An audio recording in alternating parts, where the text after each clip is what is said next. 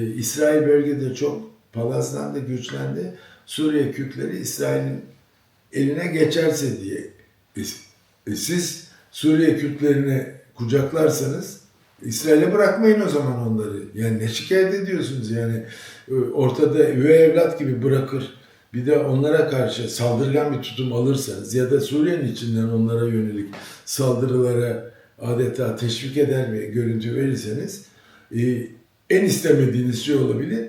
İsrail'e yaklaşabilirler. Buna meydan vermeyin. Siz kucaklayın Suriye Kürtlerini diye defalarca söyledik. Şimdi bugün gelinen noktada yine 15-16 Ekim 2025 tarihi itibariyle bir diyalog var.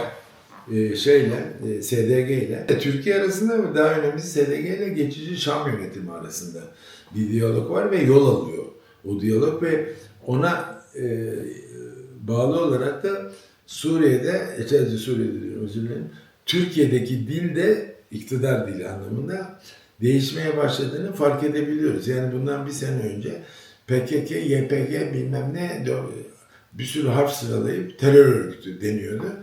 Şimdi SDG'ye uyarıda bulunuluyor. YPG, MPG bırakıldı. Artık SDG'ye de şöyle yapmayın, böyle yapmayın diye bence o da yanlış. O uyarılar da yerinde değil ama bir dil değişikliği görülüyor ve giderek SDG ile Şam yönetimi arasında belli uzlaşmalara varılırsa bu Türkiye'de de bir hayli dili değiştirecek ve ısrarla biz savunmamız gereken şeyleri savunduğumuz zaman Türkiye'deki bakış açısını da düzeltmeye sağlıyor biliyoruz demektir. Bunda bizim de oynayacağımız olumlu rol var.